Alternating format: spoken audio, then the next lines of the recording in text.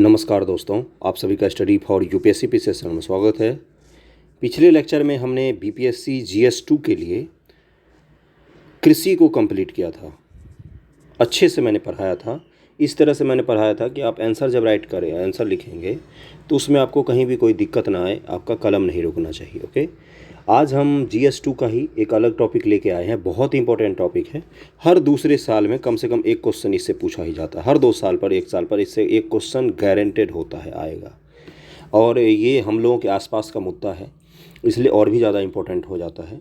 तो शुरू से अंत तक आप देखते चलिएगा। मैं सारी समितियों के नाम, कारण, परिणाम, दूर करने के उपाय, सब कुछ आपको बताऊंगा इससे संबंधित। क्या है आज का टॉपिक हमारा? आज का टॉपिक है गरीबी।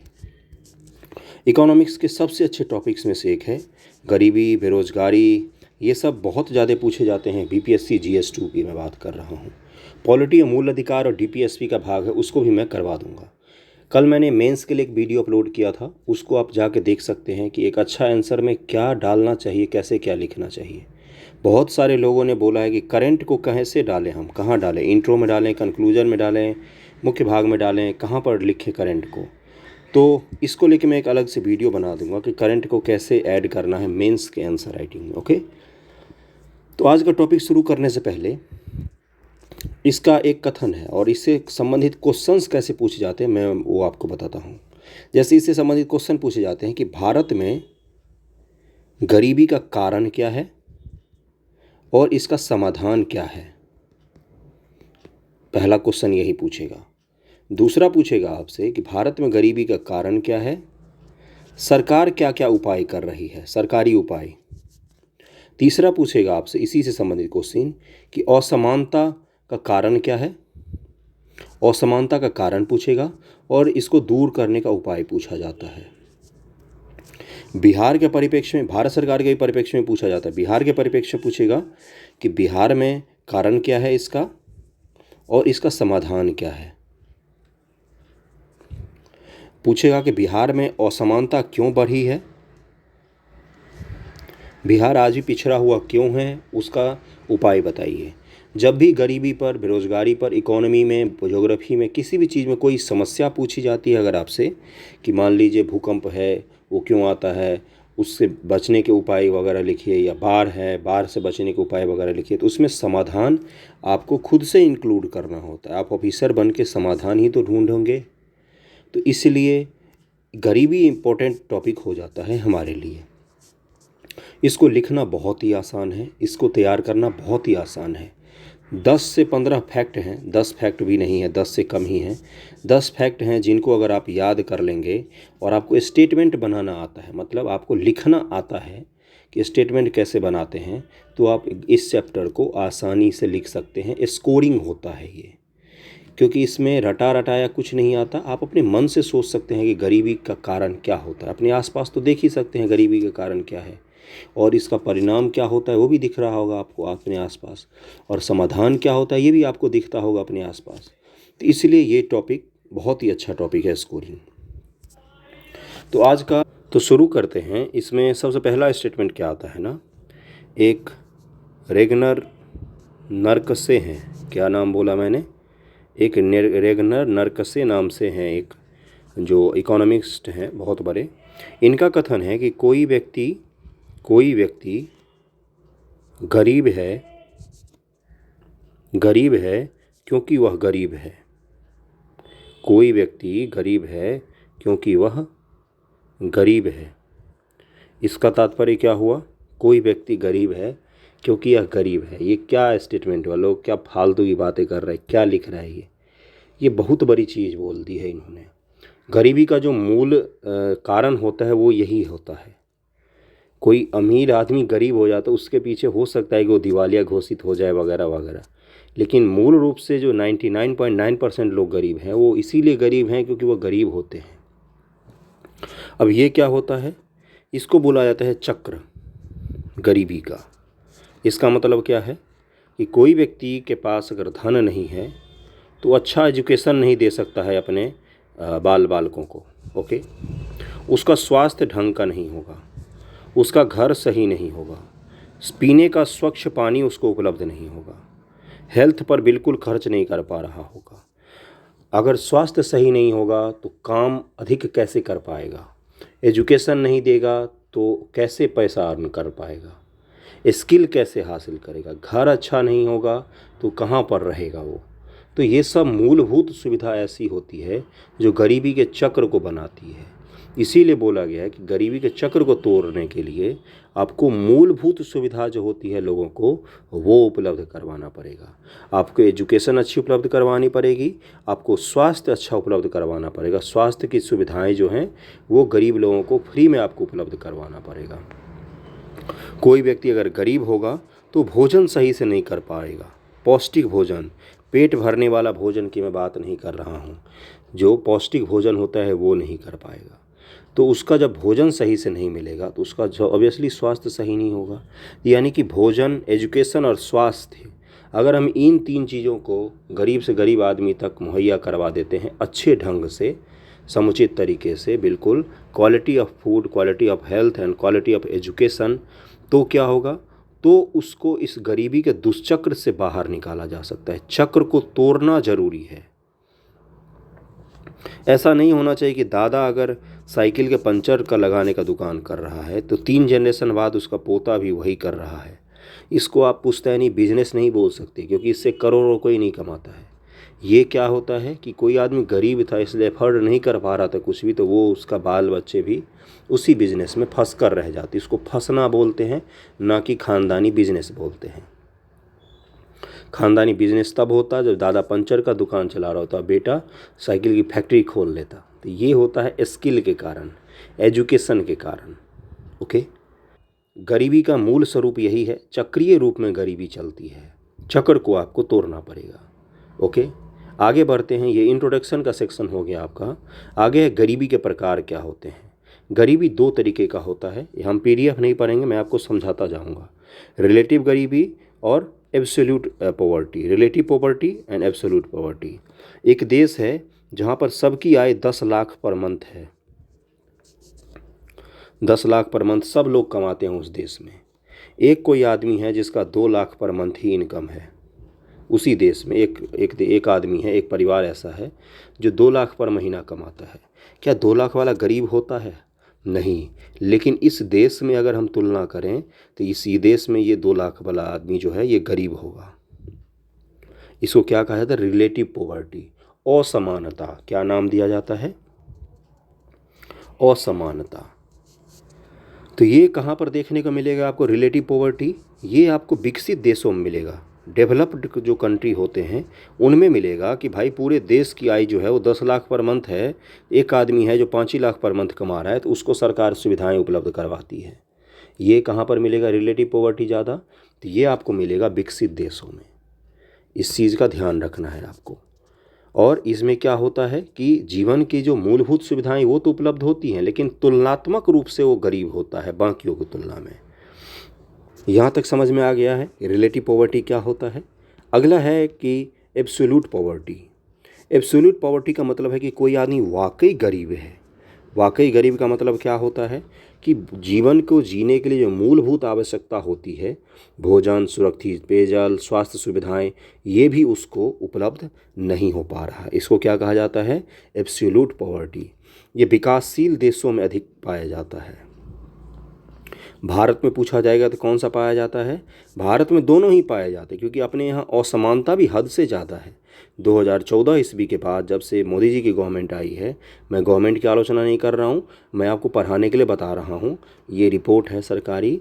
2014 के बाद अपने देश में असमानता और भी बढ़ गई है। अमीर लोग और अमीर हुए हैं, गरीब लोग और गरीब हुए हैं। गिनी गुणांक और जो लॉरेंज वक्र आप पढ़ेंगे गरीबी में, तो वहाँ पर आपको ये चीज़ स्पष्ट हो जाएगा। तो अपने देश में निरपेक्ष गरीबी भी है और सापेक्ष गरीबी भी है, लेकिन निरपेक्ष गरीबी अभी भी भारत में बहुत अधिक है। तो निरपेक्ष गरीबी के निर्धारण के लिए हम लोग क्या बोलते हैं कि चलो भाई एक BPL बना लो। बोलते हैं कि गरीब कौन है। सबसे मुख्य समस्या तो यही आती है सरकार के समक्ष कि 140 करोड़ लोगों में हम ये कैसे ढूंढे कि गरीब कौन है। तो उसने बोला कि एक लाइन बना लेते हैं BPL, बिलो पॉवर्टी लाइन। हमने बोला कि जिसको सही से खाना नहीं मिल रहा है, जिसको रहने के लिए घर नहीं है, जिसको एजुकेशन देने के लिए भी पैसा नहीं है, जिसके घर में बिजली का कनेक्शन नहीं है, जिसके घर में गैस सही से नहीं जलता है, तो इन सब लोगों को हमने बोला कि ये बीपीएल का क्राइटेरिया कुछ भी हो सकता है, क्राइटेरिया पर हमें नहीं जाना, वो हमारे काम की चीज़ नहीं है। ठीक है, तो हमने बोला कि ये सब सुविधाएं जो हासिल नहीं कर सकते हैं वो बिलो पॉवर्टी लाइन आएंगे।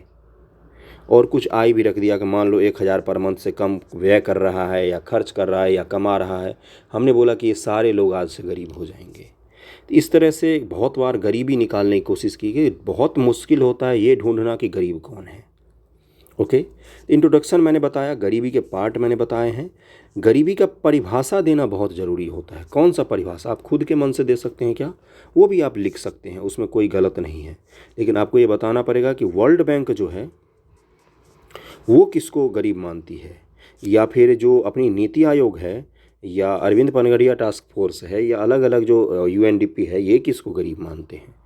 तो आपको कुछ प्रमाणिक संस्थाओं के भी आपको आंकड़े पता होने चाहिए और उनके डेफिनेशन भी पता होने चाहिए कि गरीब आखिर होता कौन है।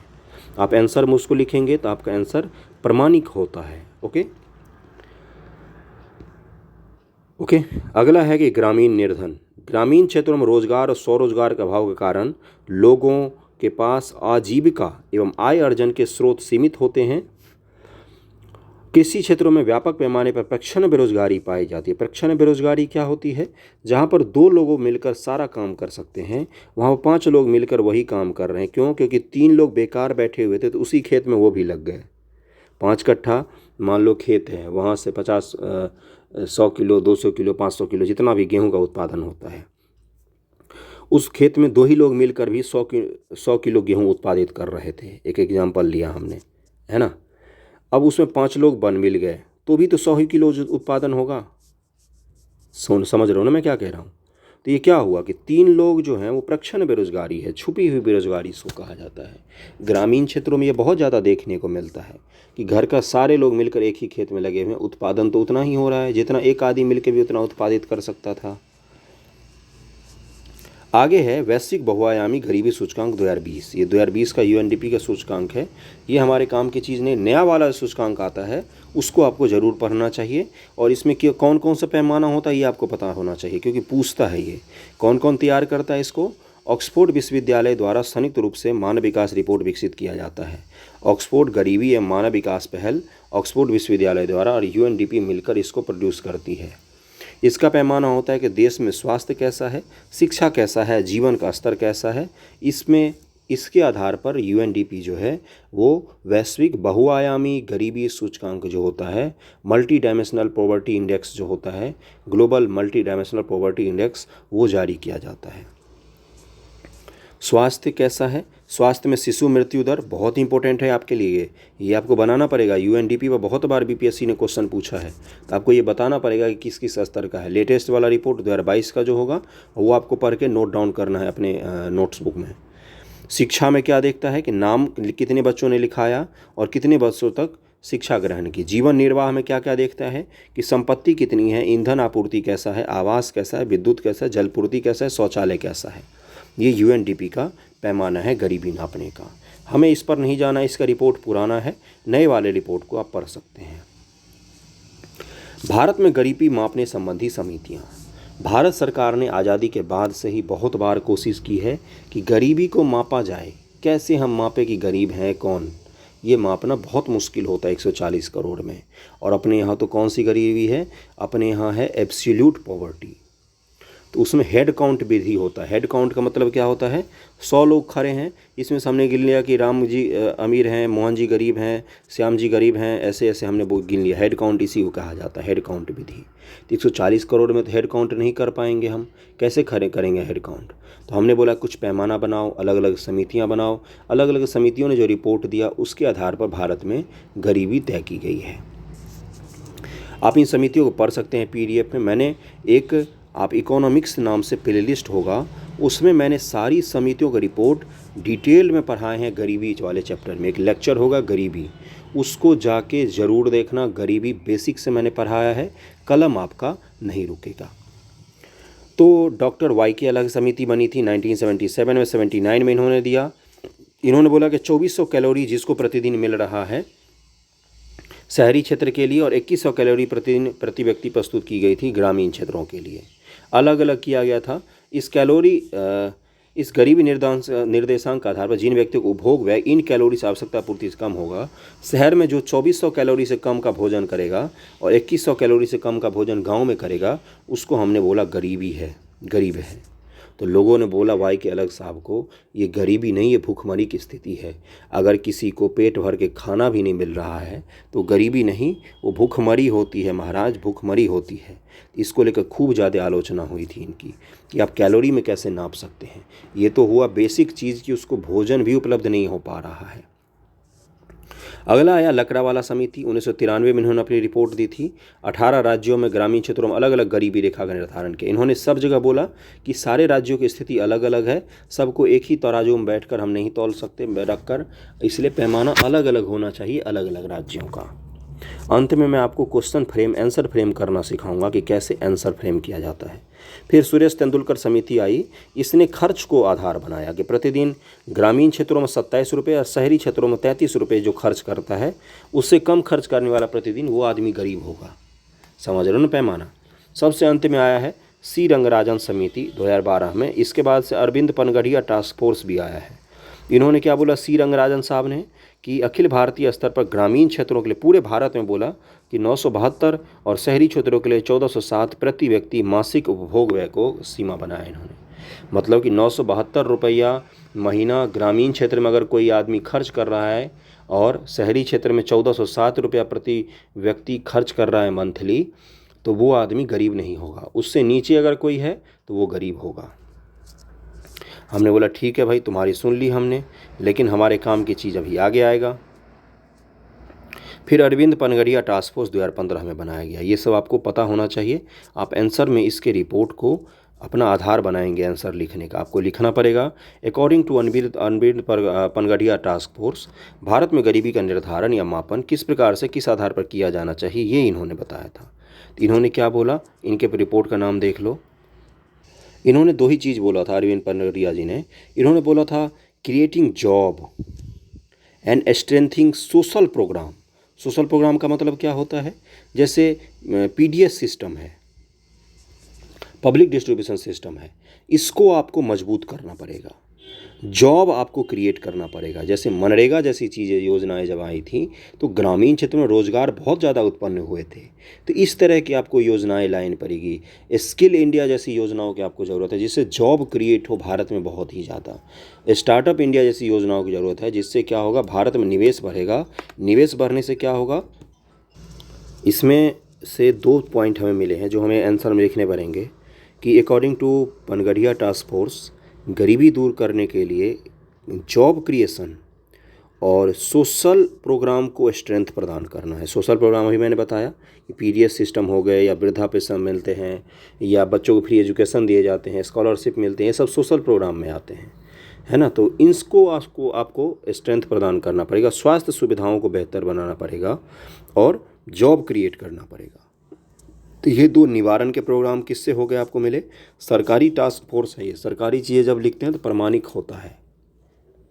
अब आते हैं कि मुख्य चीज़ कुछ पॉइंट्स में बता देता हूँ कि गरीबी के कारण क्या क्या हैं भारत में। ओके, ये चीज़ पीडीएफ में नहीं है, मैं बता रहा हूँ, इसको ध्यानपूर्वक सुनना, नोट कर सकते हैं तो नोट कर लेना।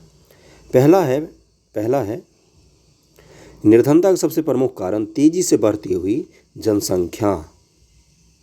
जनसंख्या का भार जितना ज़्यादा हमारी इकॉनमी पर होगा, जो गरीबी होती है वो उतनी ही अधिक होती है।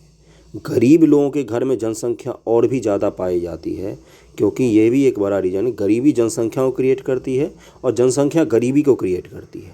दोनों एक दूसरे को बढ़ावा देते हैं, इस चीज़ का आपको ध्यान रखना है। दूसरा क्या कारण था कि पंचवर्षीय योजनाओं के दौरान गरीबी निवारण के लिए ढंग से काम नहीं किया गया है। पंचवर्षीय योजनाओं के दौरान गरीबी निवारण के लिए ढंग से काम नहीं किया गया और प्रति व्यक्ति आय की वृद्धि दर जो पंचवर्षीय योजना के दौरान बहुत ही कम रही थी। प्रति व्यक्ति आय जो होता है उसका जो ग्रोथ रेट था जब तक पंचवर्षीय योजना चला है बहुत ही कम रहा है। ओके, अगला है तीसरा कि भारत में बेरोजगारी की जो समस्या है ये बहुत ही ज़्यादा पाई जाती है। इसके कारण भी गरीबी जन्म लेती है। चौथा क्या है, भौगोलिक परिस्थिति ऐसी है कई सारे जगहों की जिसके कारण गरीबी को बढ़ावा मिलता है। जैसे बाढ़ ग्रसित बिहार के मैदान जो हैं वहाँ पर ऑटोमेटिक रूप से आपको गरीबी ज़्यादा मिलेगा। सूखाग्रस्त जो महाराष्ट्र के पश्चिमी भाग हैं, विदर्भ का प्रदेश है, वहाँ पर ऑटोमेटिक आपको गरीबी ज़्यादा मिलेगा। बुंदेलखंड के क्षेत्रों में पानी के अभाव के कारण खेती भी सही से नहीं हो पाता है। तो इस कारण से क्या है, उन क्षेत्रों में भी गरीबी मिलता है। भौगोलिक रीजन में मैंने बताया। स्किल बेस्ड अपने यहाँ एजुकेशन नहीं है। बीटेक एमटेक लोग कर लेते हैं और उनको ढंग से कंप्यूटर ऑन करना तक नहीं आता है। इसको क्या बोला जाता है कि शिक्षा लिया लेकिन किसी काम का नहीं लिया आपने। स्किल्ड बेस्ड एजुकेशन नहीं है। उससे अच्छा होता है कि साइबर कैफ़े में काम करके ढंग का कोई चीज़ आप सीख लेते। तो स्किल्ड बेस्ड एजुकेशन का अभाव एक गरीबी का मुख्य कारण ये भी है कि इससे जॉब नहीं मिल पाता है लोग। अगला है सामाजिक रूढ़िवादिता कि हम ब्राह्मण हैं, हम राजपूत हैं, हम क्षत्रिय हैं, तो हम ये काम कैसे करेंगे, ये काम तो दूसरे लोगों का है। और एक ये भी होता है कि हम तो बीए एमए पास हो गए हैं, अब हम दूसरा काम कोई कैसे कर सकते हैं, हमें तो अच्छा रोज़गार ही चाहिए। इस चक्कर में भी बहुत ज़्यादा गरीबी उत्पन्न होता है। ये सामाजिक कारणों में से एक आता है। दूसरा क्या आता है, जातिगत हिंसा के कारणों के कारण विस्थापन होता है लोगों का, या जात पात के कारण जो काम शहर में बिना जाति पूछे लोगों को मिल जाता है, किसी के घर में खाना बनाने का काम, किसी के घर में झाड़ू पोछा करने का काम, वो गांव में नहीं मिल पाता है लोगों को, है ना। क्योंकि गांव में क्या होता है कि हम दूसरे लोगों के घर हाथ का खाना कैसे खाएं, ये सब सामाजिक कुरीतियाँ और रूढ़िवादिता ऐसी है जिसके कारण भी गरीबी क्रिएट होता है। इससे क्या होता है, इससे पलायन बढ़ता है, शहर में मजदूरी करने के लिए आना पड़ता है और शहरी गरीबी जो होती है वो भी बढ़ती है। इससे ध्यानपूर्वक सुनना, मैं एक एक रीजन जो बता रहा हूँ वो बहुत ही अच्छे रीजन्स हैं।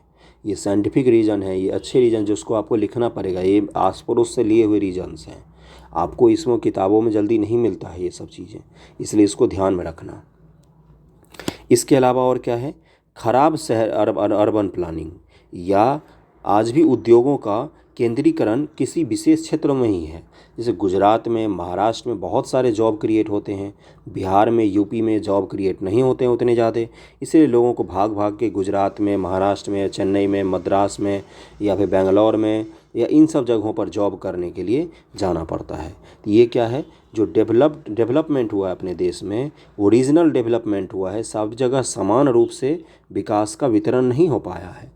ये भी एक गरीबी का बड़ा कारण है। इससे पलायन बढ़ता है, पलायन से गरीबी बढ़ती है। और क्या है, आय की असमानता भारत में बहुत ज़्यादा पाई जाती है जिसके कारण भी गरीबी बढ़ता है। आय की असमानता इतनी ज़्यादा है, आप इसमें डेटा लिखेंगे कि नॉरेंज वक्र के अनुसार और गिनी गुणांक के अनुसार 2014 के बाद से यूएनडीपी ने भी ये रिपोर्ट दिया है, वर्ल्ड बैंक ने भी ये रिपोर्ट दिया है, आरबीआई का भी ये रिपोर्ट है कि भारत में असमानता बढ़ रही है। कोरोना जैसी महामारी के बाद तो असमानता और भी ज़्यादा बढ़ रही है। गरीब लोगों की आय कोरोना के दौरान बढ़ गया, अमीर लोगों की आय गरीब लोगों का आय कोरोना के दौरान कम हो गया, अमीर लोगों का आय कोरोना के दौरान और भी बढ़ गया है। पिछले साल ही 2021 ईस्वी में विवेक देबरॉय साहब की समिति आई थी। विवेक देबरॉय ये प्रधानमंत्री के आर्थिक सलाहकारों में से एक हैं। पीएमओ ऑफिस का ये रिपोर्ट है कि भारत में 10% मात्र ऐसे लोग हैं जिनकी इनकम 25,000 मंथली से ज़्यादा है। 25,000 मंथली से ज़्यादा। विवेक देबरॉय समिति जी ने बोला कि 25,000 मंथली से ज़्यादा कमाने वाले लोग भारत में मात्र 10% हैं। यानी कि भारत के 90% जनसंख्या जो है, भारत सरकार ऐसा कह रही है, उनकी आय 25,000 से कम है। इसका मतलब क्या हुआ कि हमारे यहाँ आज भी लो इनकम या मिडिल इनकम लोगों के समूह बहुत ही ज़्यादा है। 25,000 कमाने वाला 10% देश की आबादी है, उससे कम ही 90% लोग कमाते हैं। यही तो आय असमानता है। इतने अच्छे पॉइंट्स कहीं भी नहीं मिलेगा, किसी भी चैनल पर मिल जाए तो बता देना मुझे। तो ये चीज़ आपको लिखना पड़ेगा। कारण मैंने बहुत सारे बताए हैं, और भी अगर आपके मन में कोई कारण हो तो आप उसको बता सकते हैं। अरविंद पनगड़िया टास्क फोर्स भी मैंने बता दिया। अब आते हैं सबसे इम्पोर्टेंट चीज़, भारत में गरीबी का अनुमान।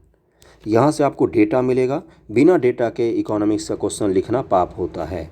योजना आयोग ने परिवार उपभोक्ता व्यय सर्वेक्षण 2011-12 के 68वें दौर के राष्ट्रीय प्रतिदर सर्वेक्षण के आंकड़ों का प्रयोग करते हुए तेंदुलकर समिति की सिफारिशों के आधार पर 2011-12 के लिए गरीबी रेखा और गरीबी के अनुपात को अद्यतन किया है। तदनुसार 11-12 में ग्रामीण क्षेत्रों के लिए 816 मासिक प्रति व्यक्ति और शहरी क्षेत्रों के लिए 1000 पर अखिल भारतीय स्तर पर गरीबी रेखा का निर्धारण किया गया। जो उस समय योजना आयोग था, अब तो नीति आयोग है, उसके अनुसार है 816 रुपये ग्रामीण क्षेत्रों में और 1000 रुपये शहरी क्षेत्रों में आपका मासिक स्तर पर उपभोग होना चाहिए।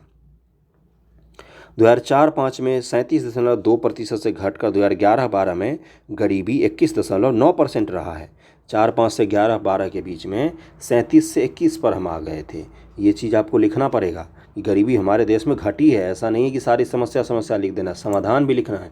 ये भी लिखना है कि भारत सरकार, राज्य सरकार खूब मिलकर प्रयास कर रही है कि गरीबी को समाप्त किया जाए। अकॉर्डिंग टू वर्ल्ड बैंक 2006 से 2014 के बीच में 10 सालों में 2016 के बीच में 10 सालों में भारत में 20 करोड़ से ज़्यादा लोगों को बीपीएल रेखा से ऊपर लाया गया था। 20 करोड़ लोगों को गरीबी के दुष्चक्र से बाहर निकाला गया था। ये डेटा आप लिख के आना एग्जाम में। संपूर्ण रूप से गरीबों की संख्या 2004-05 में 407.1 मिलियन से घटकर 11-12 में 269.3 मिलियन रह गई थी। 4-5 से 11-12 के दौरान औसत वार्षिक गिरावट 2.2% बिंदु है। योजना आयोग ने गरीबी की माप की प्रवृत्ति की समीक्षा करने के लिए जून 2012 में सी रंगराजन की अध्यक्षता में एक विशेष समूह का गठन किया था। भारत में गरीबों की संख्या और ग्रामीण शहरी कुल गरीबी 2011-12 के आंकड़ों तक का इसमें दिया हुआ है। करंट के डेटा आपको मिल जाएंगे। इकोनॉमिक सर्वे को आप देखना, इकोनॉमिक सर्वे जो होता है उसको आप यूज कर सकते हैं करंट के डेटा के लिए भी। ये डेटा भी आपके लिए इंपॉर्टेंट है क्योंकि आप बता सकते हैं कि भारत सरकार प्रयास कर रही है। बीच में आप एक पॉइंट हमेशा लिखना कि कोरोना ने, भारत सरकार के प्रयासों को कोरोना जो है उसने ठेस पहुंचाई है, इसके कारण गरीबी निवारण में कठिनाई आ रही है। ये पॉइंट जरूर लिख के आना। ये मत लिखना कि भारत सरकार कोशिश नहीं कर रही, बिहार सरकार कोशिश नहीं कर रही। आलोचना करके मत आना, कॉपी में नंबर कम मिलेंगे। अगला है कि विश्व बैंक के हिसाब से गरीबी क्या होता है। तो वर्ल्ड बैंक ने बोला कि यहाँ पर इसका डायरेक्ट डेटा पर हम लोग आते हैं कि गरीबी $1.90 प्रति व्यक्ति प्रतिदिन। डॉलर का दाम 80 रुपया है, 80 गुना 2 कर देते हैं हम, 160 रुपया प्रतिदिन प्रति व्यक्ति अगर किसी का आय नहीं है तो वो आदमी गरीब कहलाता है। इस डेटा के हिसाब से भारत में गरीबों की संख्या बहुत ही ज़्यादा हो जाएगी। ओके, इस डेटा को आप जरूर याद रखना। वर्ल्ड बैंक का डेटा है $1.90 प्रति व्यक्ति प्रतिदिन। अनुमान है कि प्रति व्यक्ति घरेलू अंतिम उपभोग के आधार पर वर्ष 2017 में वैश्विक गरीबी दर 9.2%, जो कि भारत के लिए यह दर 10.4% है। ये आंकड़ा वेरी इंपॉर्टेंट है, इसको आपको ध्यान में रखना। इसके बाद में निवारण के उपाय भी और परिणाम पर भी मैं आऊँगा। निवारण के उपाय जितना अच्छा यहाँ पर लिखा हुआ मिलेगा वो आपको कहीं भी नहीं मिलेगा। अनुमान है कि कोरोना महामारी के प्रभाव के कारण 2020 में 88 मिलियन से 115 मिलियन लोग गरीबी के दुष्चक्र में फंस जाएंगे। वहीं 2021 तक ऐसे लोगों की संख्या बढ़कर 150 मिलियन हो जाएगी। इसलिए भी ये टॉपिक इंपॉर्टेंट है। आपको सीधा पूछ सकता है कि कोरोना का गरीबी निवारण पर क्या प्रभाव पड़ा है। पक्ष और विपक्ष में पॉइंट लिखिए, या गरीबी निवारण का कोरोना का गरीबी निवारण पर क्या प्रभाव पड़ा है भारत के संदर्भ में या बिहार के संदर्भ में लिखिए। तो सीधा आपको ये क्वेश्चन पूछ सकता है। इसलिए कोरोना रिलेटेड जो गरीबी के डेटा हैं या करंट के जो गरीबी के डेटा हैं, वर्ल्ड बैंक का, यूएनडीपी का, भारत सरकार का, आरबीआई का, उसको अप टू डेट रखना, उसको लिख के आना कि कोरोना के कारण कहाँ पर क्या कठिनाई आई है। तो ये डेटा आपके बड़े काम की चीज़ है, इसको नोट डाउन कर लेना। समृद्धि विकास तभी परिवर्तित होती है जब निर्धनता का उन्मूलन होता है, अर्थात लोगों को भूखा अथवा अभाव का सामना नहीं करना पड़ता है तथा सभी लोग भोजन, वस्त्र, आवास, शिक्षा और स्वास्थ्य सुविधाओं जैसी न्यूनतम अनिवार्यताएं अवश्य प्राप्त कर लेते हैं। सकल घरेलू उत्पाद या महत्वपूर्ण वृद्धि के बावजूद भारत में निर्धनता एक प्रमुख चुनौती बना हुआ है। भारत में निर्धनता एक सामाजिक चुनौती के रूप में कायम है तथा वास्तव में यह एक कलंक है। आपको ये लिखना है कि भारत देश हमारा अमीर है, देश अमीर है हमारा, लेकिन जनता गरीब है अभी भी। इसका मतलब क्या हुआ? देश की इकॉनमी तो 5वें पोजीशन पर है दुनिया में, लेकिन भूखमरी में भी हम बहुत ही निम्न कैटेगरी में आते हैं। प्रति व्यक्ति आय में भी हम अभी 100 रैंक से बाहर आते हैं। तो ये चीज़ें आपको लिखनी पड़ेगी कि हमारा देश तो अमीर है लेकिन देश के लोग गरीब हैं। ये कैसे होता है? दुनिया की 5वीं बड़ी इकॉनमी है हम, लेकिन अभी भी हमारे यहाँ असमानता दुनिया में सर्वाधिकों में से एक है। देश का 75% इनकम, 75% इनकम देश के 10% से कम लोगों के पास में जाता है।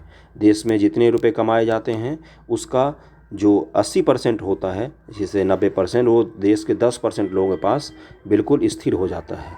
तो ये आपको लिखना पड़ेगा कि ये सब चुनौतियाँ आ रही हैं गरीबी में भारत में। गरीबी का दुष्परिणाम क्या क्या होता है?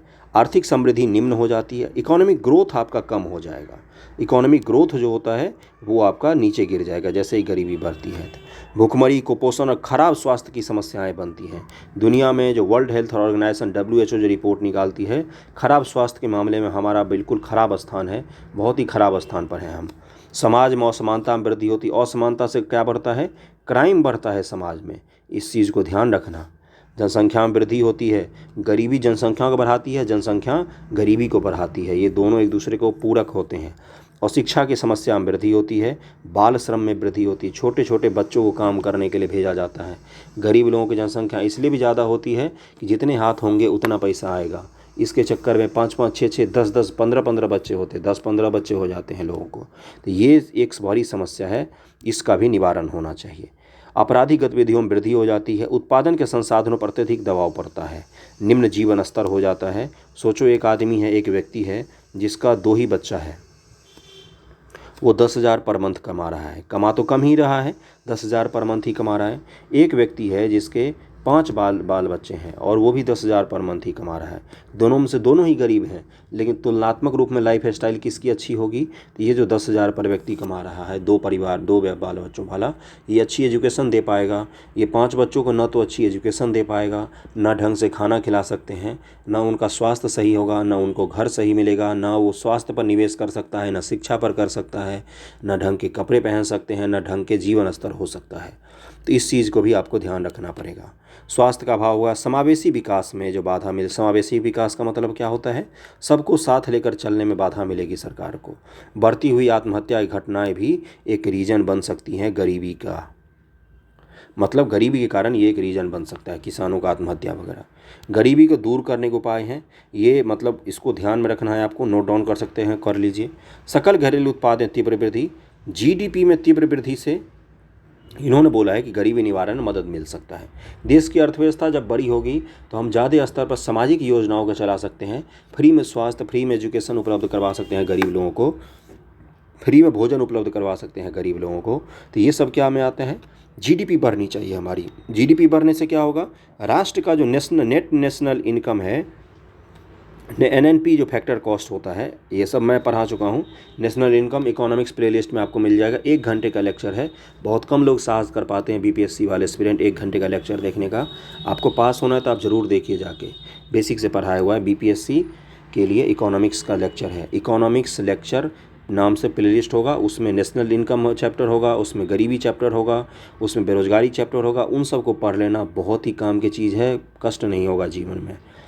तो जनसंख्या में वृद्धि के दर को कम करना, इससे भी गरीबी का निवारण किया जा सकता है।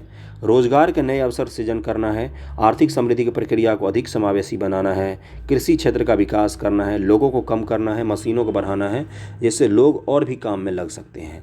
कीमत स्तर में स्थिरता रखनी है। 150 रुपये किलो रिफाइंड बिकता है अभी, 200 रुपये किलो सरसों तेल बिकता है। कैसे अफोर्ड करेगा? आप घर में बैठ के सोच रहे होगे कोई बात नहीं, पकौड़े खा लेते हैं, किसी के लिए 1 बूंद तेल का भी बहुत बड़ा कीमत होता है। तो ये चीज़ ज़रूरी होना चाहिए, कीमत स्थिरता होनी चाहिए। व्यवसायिक एवं तकनीकी शिक्षा को बढ़ावा मिलनी चाहिए, स्किल्ड बेस्ड एजुकेशन मिलना चाहिए। BA MA करके लोगों को जॉब नहीं मिलता है आजकल, इस चीज़ को हमें ध्यान में रखना पड़ेगा। फिर वो सरकारी नौकरी करने की तैयारी के नाम पर बैठे रहते हैं घर में बेचारे, एक्चुअली वो जॉब नहीं मिलता है उनको। ये हकीकत है, भले ही आपको बुरा लग रहा हो, लेकिन हकीकत यही होता है। उत्पादन की तकनीक में परिवर्तन करना पड़ेगा, स्वरोजगार के लिए नए अवसरों का सृजन करना पड़ेगा, बचत और पूंजी निर्माण की दर को बढ़ावा देना पड़ेगा, हमें आय के साधनों का समान वितरण करना पड़ेगा। कर प्रणाली में आवश्यक सुधार जरूरी है। महत्वपूर्ण कानूनी उपाय जैसे न्यूनतम मजदूरी अधिनियम, पिछड़े क्षेत्र और अत्यधिक पिछड़े क्षेत्रों पर विशेष ध्यान देना पड़ेगा हमें। प्रभावपूर्ण सामाजिक वितरण प्रणाली, मतलब PDS सिस्टम जो होता है उसमें चोरी चकारी नहीं होना चाहिए, ये भी देखना पड़ेगा। गरीबी उन्मूलन के लिए प्रभावी सरकारी कार्यक्रमों में योजनाओं का निर्माण करना पड़ेगा। अगला है, भारत सरकार जो गरीबी निवारण के लिए 3 दृष्टिकोण को अपनाती है। समृद्धि आधारित दृष्टिकोण, इसका मतलब क्या होता है? निर्धनता निवारण के लिए इस आशा पर आधारित है कि आर्थिक समृद्धि अर्थात GDP बढ़ेगा तो लोगों की आय भी धीरे धीरे बढ़ेगी, देश से गरीबी दूर हो जाएगी। सबसे पहले यही अपनाया गया था, प्रथम द्वितीय तृतीय पंचवर्षीय योजना में आपको यही सब चीज़ें मिलेंगी। आगे चलकर सोचा गया कि क्यों ना सब्सिडी वगैरह दें, तो जो लाल बहादुर शास्त्री जी हैं उन्हीं के समय में सब्सिडी वगैरह शुरू किया गया था।